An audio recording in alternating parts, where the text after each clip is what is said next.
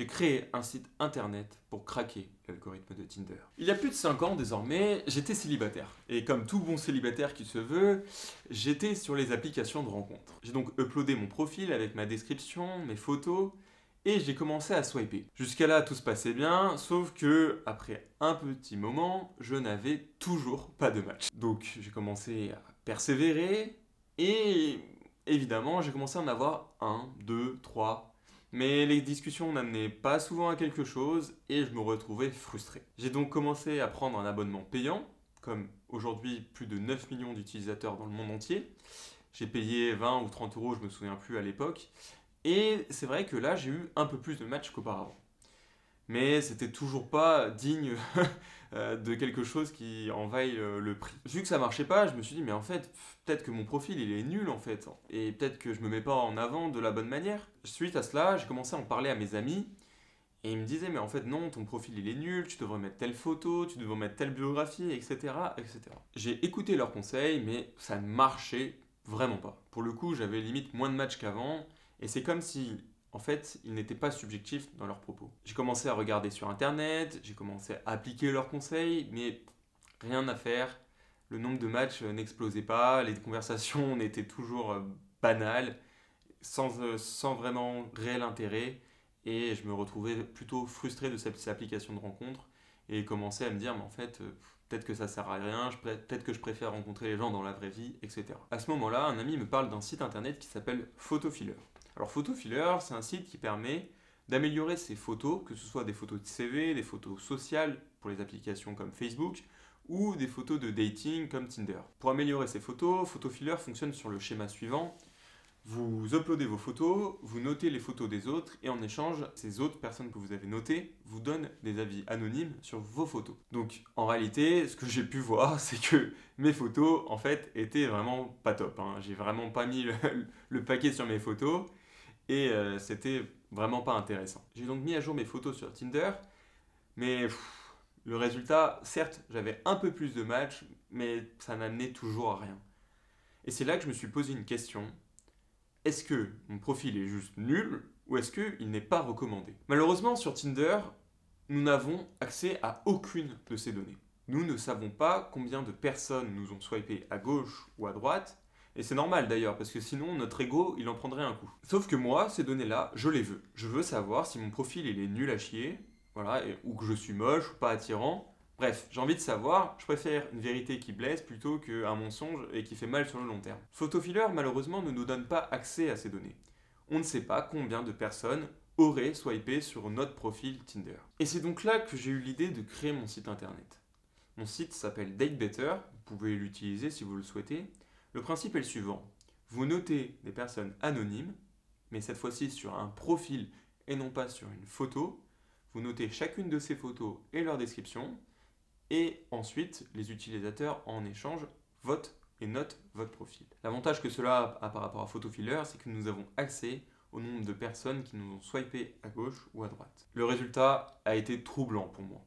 Je n'avais aucun swipe à droite, même si mes photos étaient attirantes. J'ai donc commencé à regarder sur les données de mon site, est-ce que mon profil était mieux que les autres, ou est-ce que c'était une tendance générale que les profils des hommes soient quand même beaucoup moins swipés? La réponse est oui, les profils des hommes sont quand même nettement moins swipés que les femmes. D'ailleurs, dans une de mes précédentes vidéos, j'avais déjà montré que Christian Röder, l'ancien fondateur de l'application de rencontre OkCupid, avait déjà montré cette tendance, en tout cas pour son application, que de manière générale, les hommes avaient tendance à beaucoup plus swiper les femmes, et à l'inverse, les femmes beaucoup moins swiper les hommes. Néanmoins, ce que j'ai pu constater sur mon site, et c'est quelque chose qui m'a marqué, c'est que les profils les plus attirants reçoivent davantage de votes de swipe à droite que les autres profils. C'est comme si uniquement certaines personnes recevaient des swipes à droite et à l'inverse, beaucoup de personnes recevaient des swipes à gauche. Après avoir découvert cela, j'ai commencé donc à expérimenter quelque chose sur les applications de rencontres. J'ai mis en ligne mon profil Tinder, celui qui avait la meilleure note, et j'ai commencé à swiper. Au début, j'avais quelques matchs, mais rien de plus. Après, je passais pas beaucoup de temps non plus.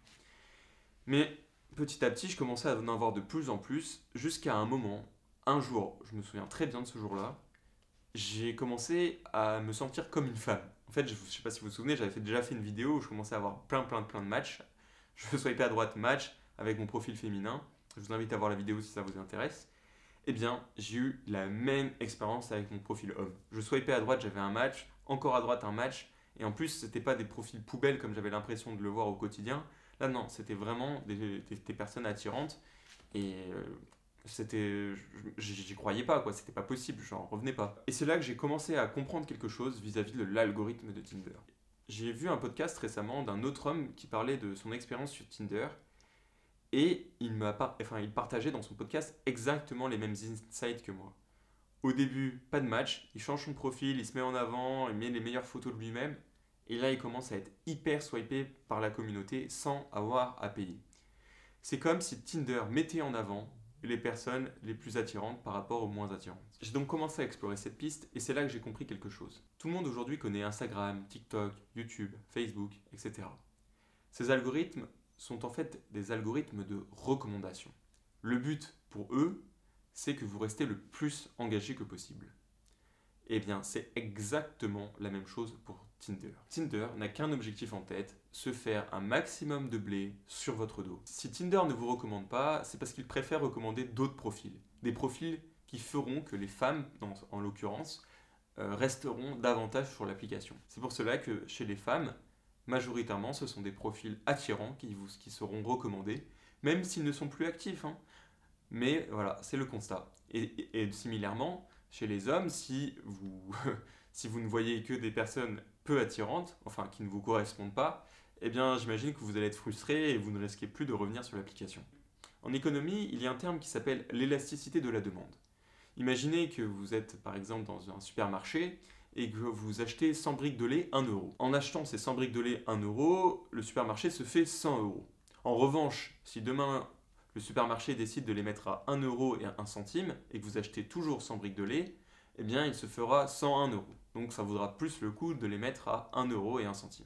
En revanche, s'il met à 1 euro et 1 centime et que vous n'en achetez plus que 90, eh bien là il faut laisser 1 euro. Ça vaudra plus le coup. Eh bien, ce fonctionnement est exactement le même sur Tinder. Si Tinder ne vous recommande que des profils poubelles, eh bien, vous êtes sûr de ne plus jamais revenir sur l'application. En revanche, s'il vous présente des profils attirants de temps en temps et ou vous fait matcher avec quelques profils, dans ce cas-là, vous allez plus souvent revenir. Tinder joue sur votre engagement et votre frustration. Plus vous êtes frustré, plus vous avez tendance à payer, mais si vous êtes trop frustré, alors vous allez quitter l'application et ne plus jamais revenir. Si cette expérience vous a plu et que vous en voulez de nouvelles, je vous invite à vous connecter sur DateBetter. Plus j'ai de users, plus j'ai de data. Plus j'ai de data, plus j'ai de recherches, d'articles à publier et qui pourront être les miens cette fois-ci et plus d'autres personnes. Est-ce qu'on sera toujours en concordance avec les trouvailles de Christian Röder? Est-ce que nous sommes vraiment hypocrites sur les applications de rencontres? Est-ce que nous swipons toujours les mêmes personnes, etc.